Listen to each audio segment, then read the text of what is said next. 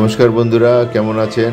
আশা করি সকলে ভালো আছেন। আমি পীযূষ কান্তি রায়, আমার ইউটিউব চ্যানেল পিকের এই স্টুডিওতে আপনাদের স্বাগত। আমি বিহারের বুদ্ধগয়া, নালন্দা, রাজগীর গিয়েছিলাম। সেই শেষ ভিডিও আপনাদের সামনে তুলে ধরছি, দেখুন কেমন লাগে।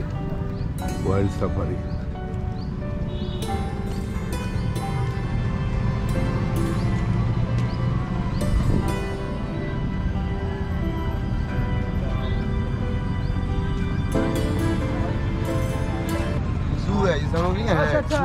देखने कलकत्ता नहीं ये चिड़ियाखाना है।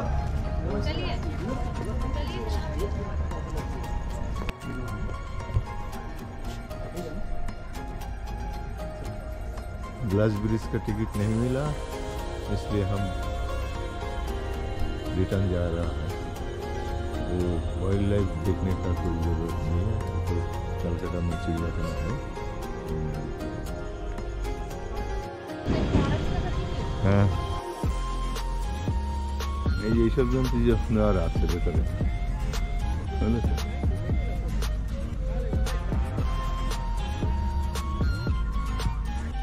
সোন ভান্ডার, হনুমানের দল এখানে, এরাই রাজত্ব করছে এখানে।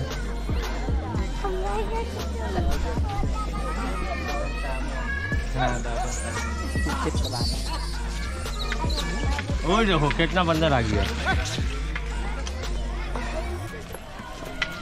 সোন ভান্ডার, শোনা যেত একসময় এখানে সোনার খনি ছিল। ব্রিটিশরা এটা অনেক ছানবিন করেছিল, কিন্তু সোনা পাওয়া যায়নি।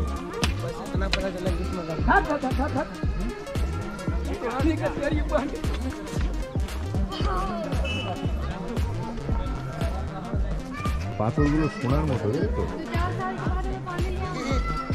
ব্রিটিশরা অনেক ছানবিন করেছিল। হ্যাঁ,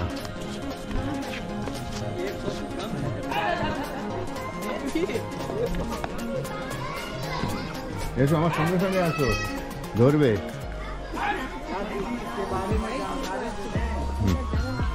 আসো,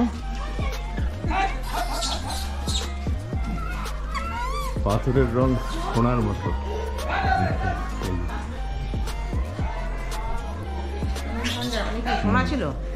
সোনার ভান্ডার বলা হতো এখানে, একসময় নাকি সোনা পাওয়া যেত বা সোনা ছিল। ব্রিটিশরা অনেক খোঁজাখুঁজি করেছিল, কিন্তু কিছুই। नमस्कार बाबू।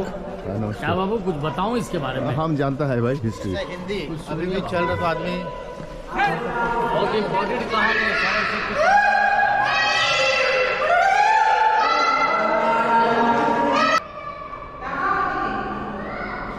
দাঁড়া,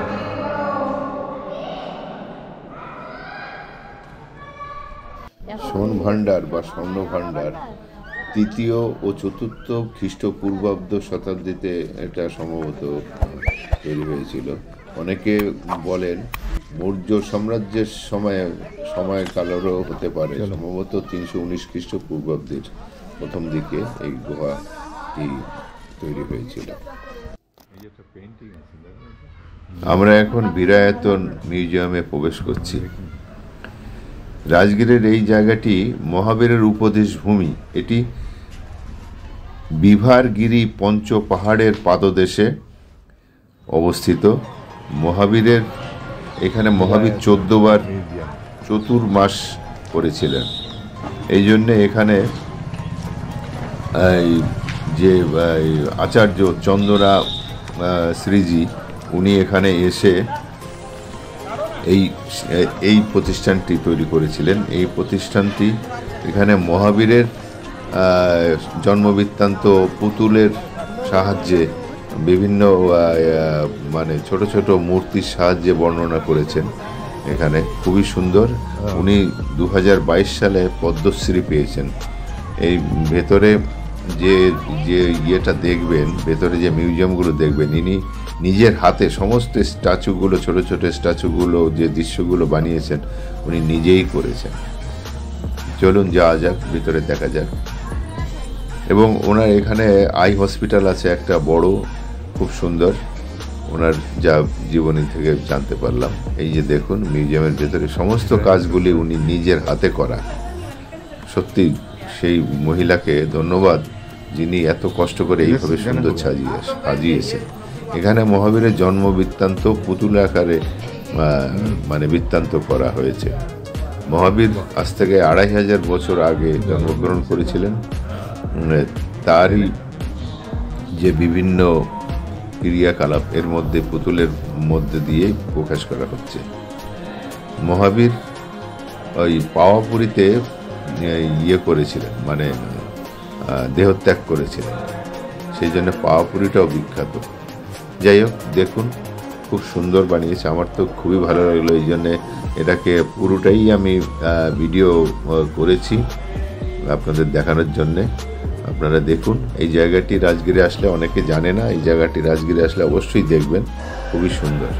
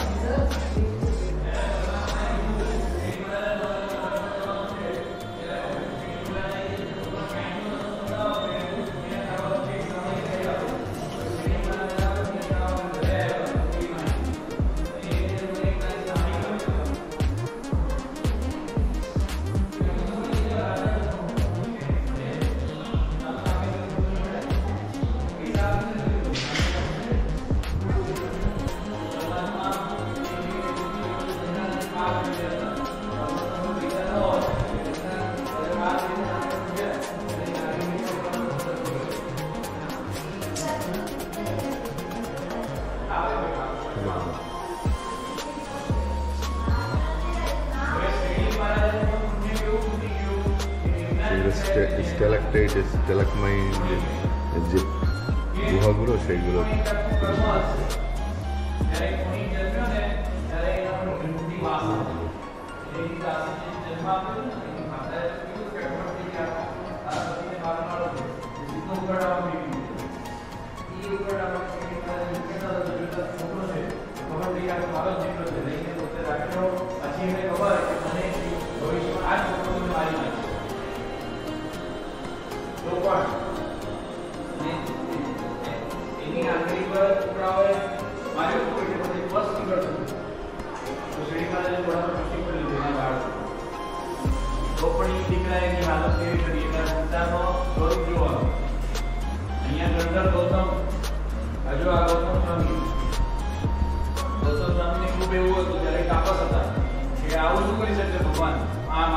ભગવાન જ નથી. જ્યારે પરમાત્માનું સમર્થન જોયું ત્યારે પોતે પણ એમનામાં મોહાઈ ગયા. ત્યાં નંદી છે.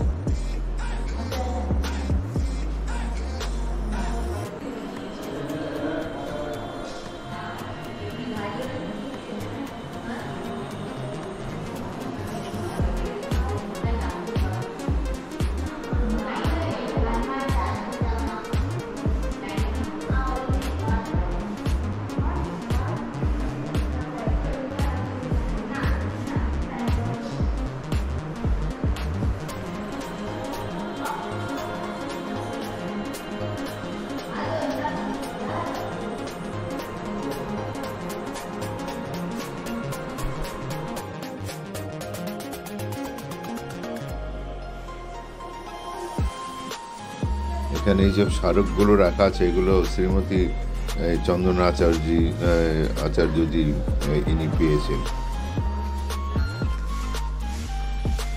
অনেক দেশ বিদেশ থেকে অনেক সংবর্ধনা উনি পেয়েছেন।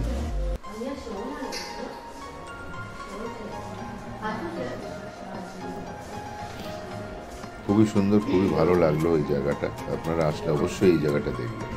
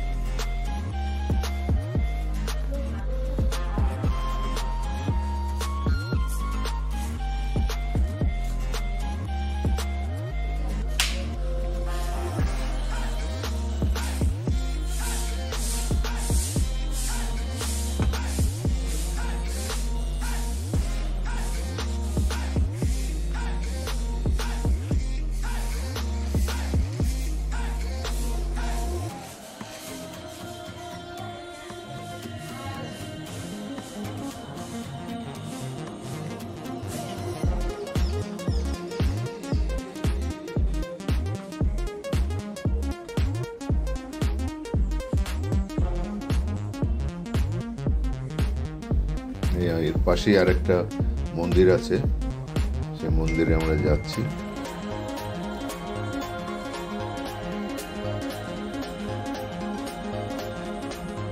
খুবই সুন্দর লাগলো আমাদের। আপনারা আসলে এখানে ভিজিট করবেন। এই জায়গাটি এত সুন্দর পরিষ্কার পরিচ্ছন্ন, একটি গাছের পাতাও পড়েনি।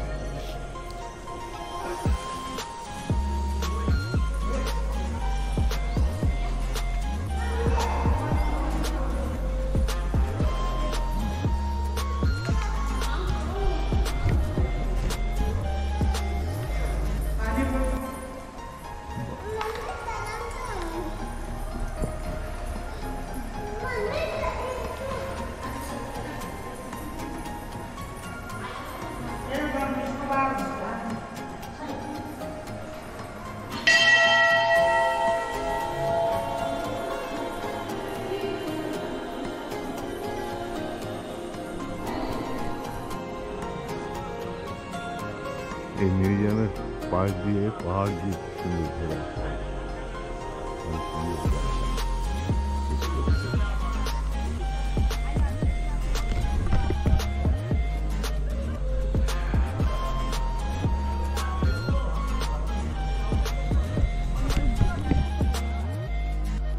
ভেনুবনে আমরা যাচ্ছি,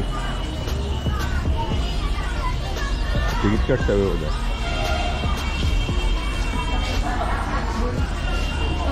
এই বাঁশ গাছগুলো তোমার বুদ্ধর আমল থেকেই আছে, বংশ পরম্পরায় চলছে। বেনুবনে প্রবেশের সময় ক্যামেরা ট্যামেরা সব জমা করে আসতে হয়েছে। এখানে ক্যামেরা নিয়ে আসতে দেয় না, কিন্তু ফোন নিয়ে আসতে দেয়। ওই জন্য আমি আমার ফোন নিয়ে এসেছি, ফোন দিয়েই আপনাদের তুলে দেখাচ্ছি আমি। দেখুন জায়গাটি খুবই সুন্দর, অনেকটা জায়গা নিয়ে এর বিস্তার। দেখতে থাকুন।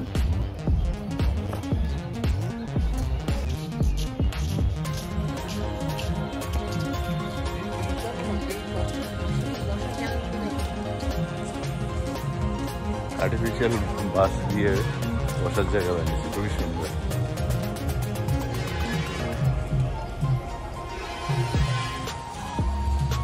খুব সুন্দর সাজানো গোছানো পার্ক।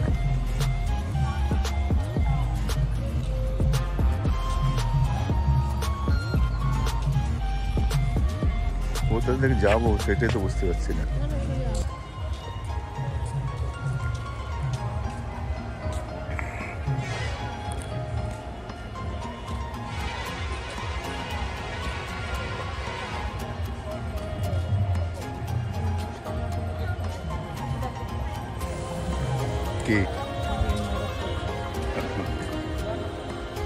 বুদ্ধ এখানে স্নান টান করতো। বেনুবনে ছিল অনেকদিন। ওরা বুদ্ধের কি ভক্ত।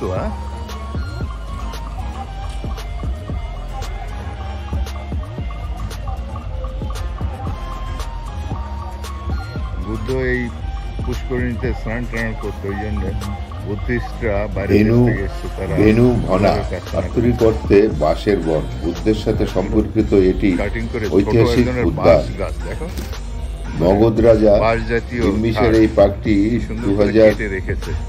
বছর আগে তৈরি করেছিলেন। ভগবান বুদ্ধকে উপহার দিয়েছিলেন এই পার্কটি। পার্কের ভিতরে একটি ছোট পুকুর রয়েছে, এটির নাম হচ্ছে করন্দক পুষ্করিণী। বনটি ভগবান বুদ্ধের প্রিয় ছিল, যিনি গিদ্ধকূট পাহাড়ে শিষ্যদের শিক্ষা দিতে যাওয়ার আগে এই করন্দক পুষ্করিণীতে স্নান করতেন। কথিত আছে যে বিম্বিসার একবার এখানে ভগবান বুদ্ধের সাথে একটি রাত কাটিয়েছিলেন। এই জন্য এই জায়গাটি এত সুন্দর, সেটা বলে আপনাকে বোঝানো যাবে না। আপনারা রাজগীর আসলে এই জায়গাটি অবশ্যই ভ্রমণ করবেন। এটা একটি ঐতিহাসিক নিদর্শন, খুবই সুন্দর। আমি আর তনুজা এই পার্কে বিকালবেলা ঢুকেছি, লোকজন খুবই কম। কিছু বিদেশি পর্যটকদের দেখলাম, ওরা ঘোরাঘুরি করছে, আর এখানকার কর্মচারীরা কাজ টাজ করছে। অনেকটা জায়গা নিয়ে বিশাল সুন্দর জায়গা, খুবই ভালো লাগলো। আপনারা আসলে অবশ্যই দেখবেন।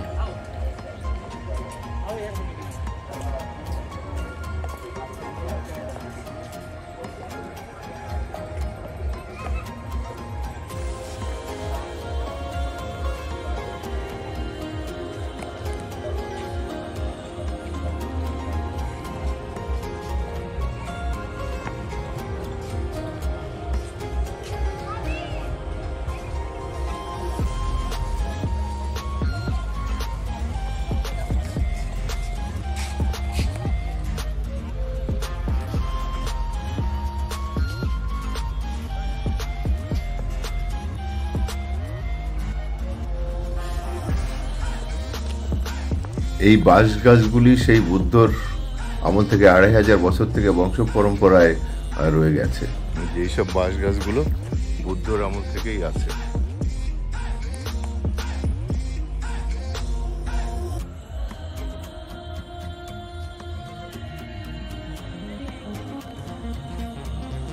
ভেনুবন ভালো করে ঘুরতে গেলে এখানে 3 ঘন্টা লাগবে। ওই বাস কিসের মধ্যে যাই, একটু চলো।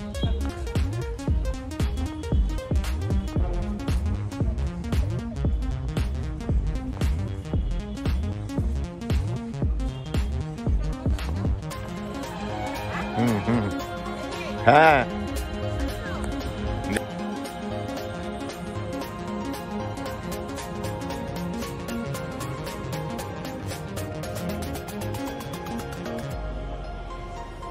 অপূর্ব করেছে। হ্যাঁ, বাবা,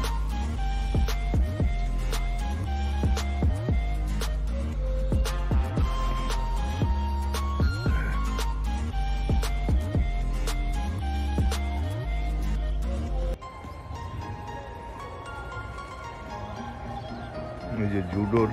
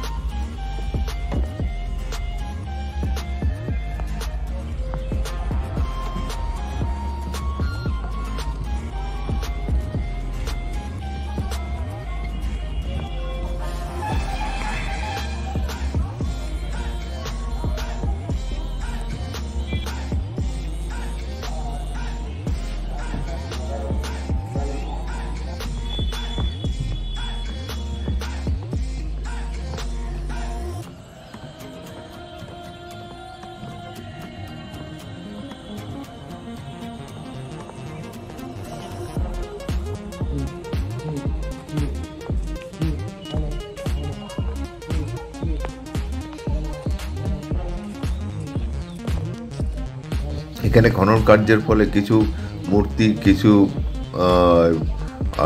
মানে ঐতিহাসিক নিদর্শনও পাওয়া গেছে, যার কিছু কিছু এখানে রাখা আছে।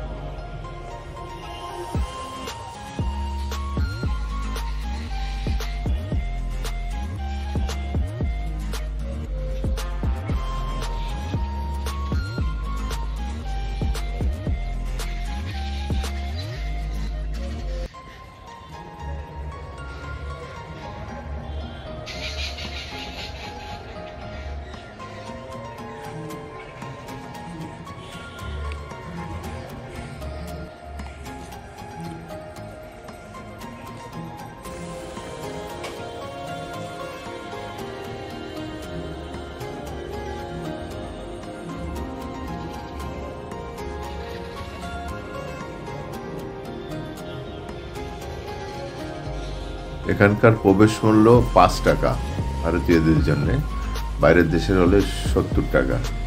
এখানে ক্যামেরা কোনো অ্যালাউ নেই, একমাত্র আপনি মোবাইল ফোনটা নিয়ে যেতে পারেন। এটা সকাল 6টা থেকে সন্ধ্যা 6টা অবধি খোলা থাকে।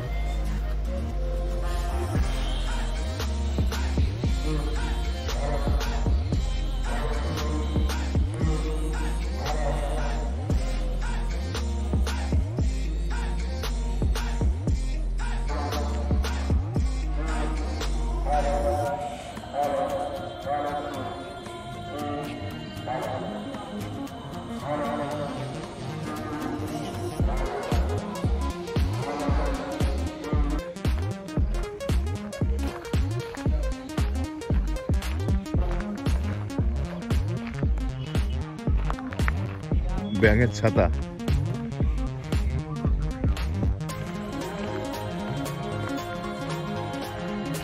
ওপেন অডিটোরিয়াম, ওপেন অডিটোরিয়াম বলে তো শুনে যা। এই যে ওপেন অডিটোরিয়াম, ওখানে বসে আর এখানে অনুষ্ঠান হয়। এই যে এখানে অনুষ্ঠান হয় আর এখানে সমস্ত দর্শকরা বসে। Open air auditorium.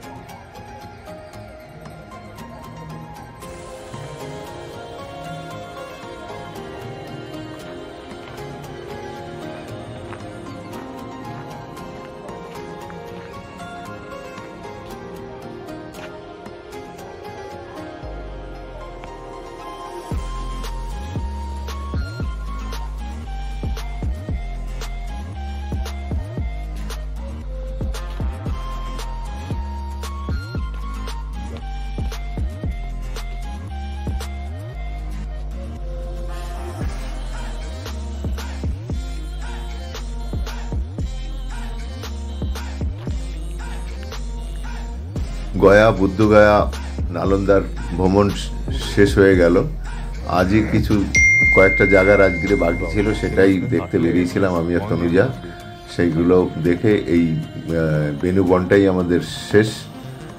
আজকে রাজগীর থেকে কালকে সকালে আমরা চলে যাব গয়াতে, গয়া থেকে ট্রেন ধরে বাড়ি। যাই হোক, এই ভ্রমণ পর্ব আপনাদের কেমন লাগলো? যদি ভালো লাগে একটা লাইক দেবেন এবং শেয়ার করবেন। আর যারা নতুন আমার চ্যানেলে, তাদের বলবো আমার চ্যানেলটিকে সাবস্ক্রাইব করে দেবেন এবং পাশে থাকা বেল আইকনটি টিপে দেবেন, যাতে পরবর্তী ভ্রমণ বৃত্তান্ত আপলোড করলে আপনারা নোটিফিকেশান পান। আমি আমার মতো করে ঘুরি, আমি দু চোখে যা দেখি সেটাই তুলে রাখি এবং সেটাই আপনাদের দেখাই। যদি ভালো লাগে সেই জন্য বলবো একটি লাইক দেবেন বা কমেন্টস করে জানাবেন কেমন লাগছে। আর আপাতত আমার ভ্রমণ বৃত্তান্ত এখানে শেষ। আগামী পর্বে আবার 20শে ডিসেম্বর যাব দার্জিলিং, ওখানে 5 দিন থাকবো। তারপরে আপনাদের সঙ্গে আবার দেখা হবে, তখন আপলোড করব আবার দার্জিলিংয়ের ভিডিও। সকলে ভালো থাকবেন, সুস্থ থাকবেন এই কামনা করে শেষ করছি। নমস্কার, ধন্যবাদ।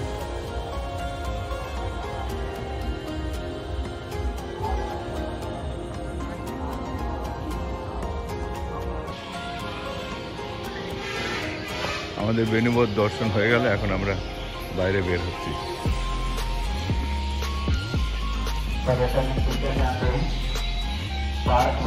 ও এখানে একটা ইয়ে রয়েছে, যে চলো একটু দেখে আসি।